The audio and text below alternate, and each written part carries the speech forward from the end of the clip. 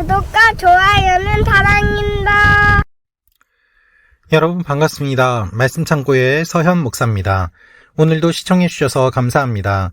오늘은 사무엘하 5장 13절에서 25절 말씀입니다.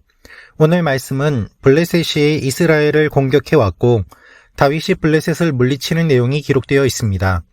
다윗이 왕이 되었습니다. 여러분, 왕은 어떤 존재여야만 할까요? 왕은 하나님을 경외하는 사람이어야만 합니다. 동시에 자신의 나라와 자신의 백성들을 지키는 사람이어야만 합니다. 블레셋이 이스라엘을 공격해 왔을 때 다윗은 왕으로서의 일을 감당합니다. 그래서 블레셋을 물리칩니다. 오늘 이 말씀을 통하여서 우리에게 주시는 하나님의 마음을 함께 묵상해 보기 원합니다. 13절부터 말씀입니다. 다윗은 헤브론을 떠난 후 예루살렘에서 더 많은 첩들과 아내들을 두었고 아들, 딸들을 더 많이 낳았습니다.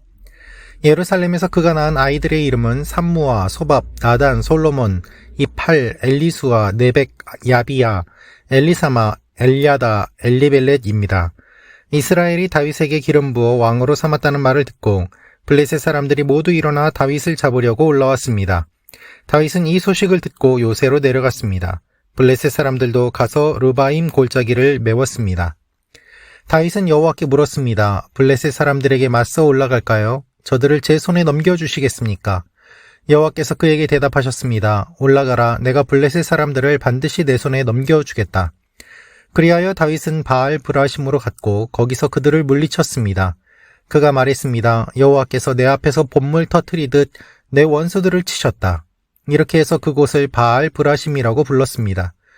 블레셋 사람들이 그곳에 자기 우상들을 다 버리고 도망했으므로 다윗과 그의 군사들이 그것을 다 치워버렸습니다. 블레셋 사람들이 다시 올라와 르바임 골짜기를 메웠습니다. 다윗이 여호와께 물었더니 그분이 대답하셨습니다. 정면으로 올라가지 말고 포위하고 있다가 저들 뒤 뽕나무 숲을 맞은편에서 저들을 덮쳐라. 뽕나무 꼭대기에서 행군하는 소리가 들리면 바로 재빨리 나아가라. 여호와가 내 앞에 나아가 블레셋 군대를 칠 것이다. 그러자 다윗은 여호와께서 명령하신 대로 게바에서부터 게셀까지 쫓아가며 블레셋 사람들을 무찔렀습니다. 여러분, 오늘 말씀을 보면 다윗이 왕이 되었고 이제 구체적으로 왕으로서 모든 일들을 시작하고 감당하는 내용이 기록되어 있습니다. 오늘 말씀을 보면 다윗이 여러 자녀들을 낳은 이야기가 기록되어 있습니다. 우리는 이 말씀을 읽으면서 생소한 이름들을 많이 보게 됩니다. 우리가 알고 있는 이름이라고 해봤자 솔로몬 그리고 몇 명의 자녀들 이름뿐입니다. 대부분의 이름들은 사실 낯선 이름인 것이죠. 다윗이 왜 이렇게 자녀들을 많이 낳았는가? 우리가 생각해 보면서 사실 불안함을 감추기는 어렵습니다. 그러나 오늘 말씀을 보면 이와 같은 모습을 기록한 의미를 알 수 있습니다.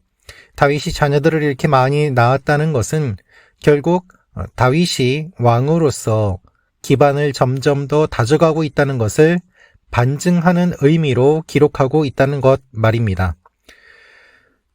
자녀들이 많이 태어나게 되었고 다윗은 왕으로서 그 일들을 감당해 나아갑니다.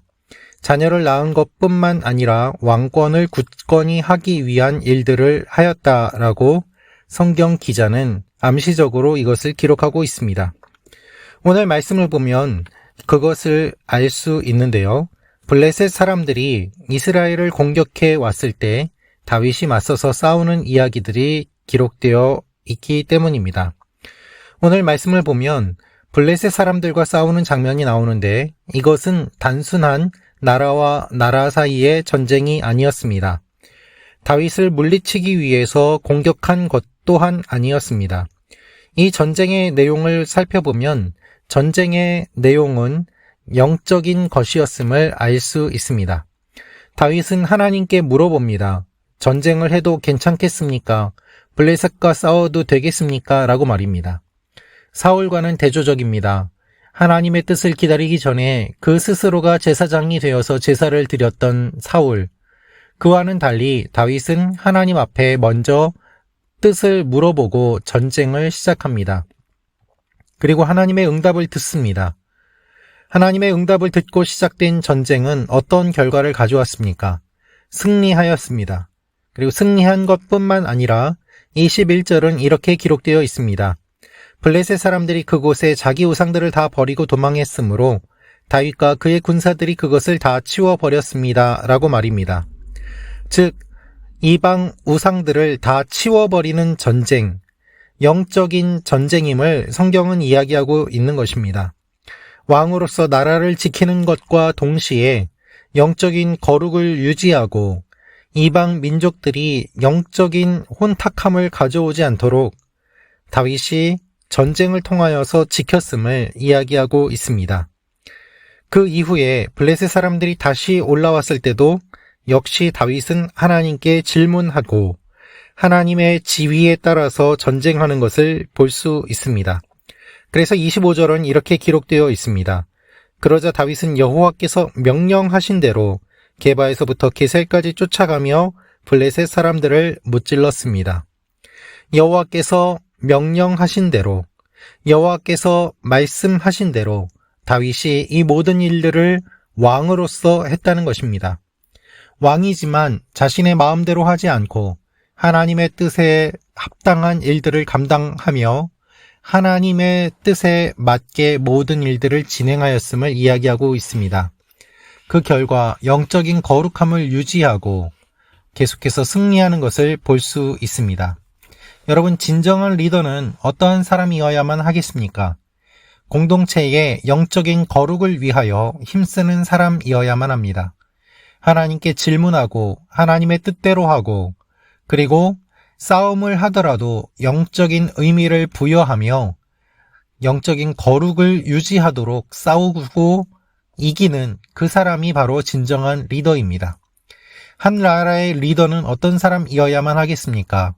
국민들의 도덕심을 고취시키고 영적인 거룩을 가져오며 백성들을 바른 길로 이끌고 하나님 보시기에 올바른 길로 가도록 이끌어가는 것, 그것이 진정한 리더의 모습 아니겠습니까? 다윗은 그러한 리더의 모습을 보여줍니다. 동시에 다윗은 우리가 살아가고 있는 이 시대의 리더는 어떠한 모습을 보이고 있는지 비교해서 보여주기도 합니다. 우리는 어떠한 리더를 보고 있습니까? 어떠한 리더를 원하고 있습니까?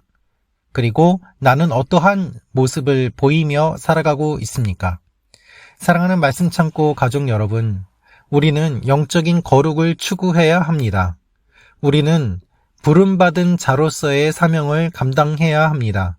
그리고 무엇보다도 하나님의 뜻에 맞게 하나님께 질문하고 하나님께 물어보며 하나님의 뜻에 합당한 삶을 살아야만 합니다. 그래서 우리가 말씀을 묵상하는 것입니다. 여러분, 매일 큐티를 통하여서 우리가 하나님의 말씀을 묵상하는 이유는 무엇입니까?